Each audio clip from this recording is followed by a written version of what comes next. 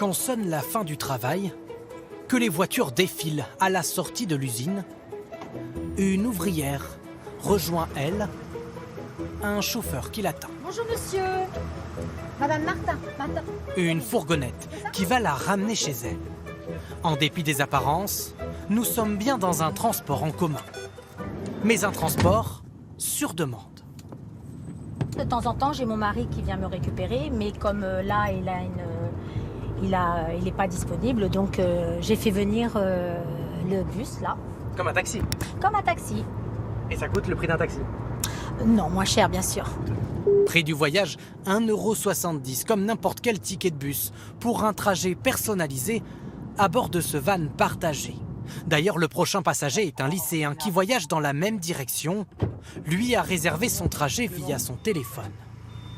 On peut choisir son heure, sa date, et on peut prendre jusqu'à un mois avant.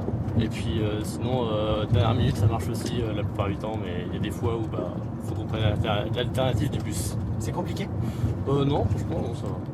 Parti de son village excentré, arrivé 20 minutes plus tard, à 2 pas de son lycée du centre-ville. Forcément, la formule a de quoi séduire. Mais comment la métropole d'Orléans fait-elle pour mettre à disposition l'une de ses camionnettes à chaque fois qu'un habitant le demande? Pour ça, il a d'abord fallu revoir l'offre en 2018. Supprimer certaines lignes de bus de la périphérie, chères car peu fréquentées, et disposer à la place ces dizaines de dessertes, des points sur la carte d'où chaque usager peut partir ou arriver. Le reste, c'est un logiciel qui s'en charge, en créant des trajets quasiment en temps réel. Là, il vient d'avoir une annulation. Alors conduire le van demande un peu de souplesse. Il faut s'adapter, garder un œil sur le parcours que fabrique l'algorithme en permanence en fonction des demandes. Donc là, par exemple, le client qu'on devait aller chercher à la Durandière, Mardier, il a annulé pour X raisons.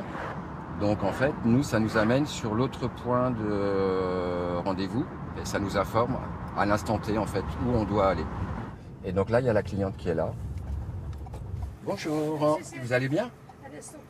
En tout, 50 navettes comme celle-ci arpentent les routes de l'agglomération. Si j'avais pas ça, je vais descendre à pied 1 kilomètre et quelques. Là, je gagnais un quart d'heure là avec ça.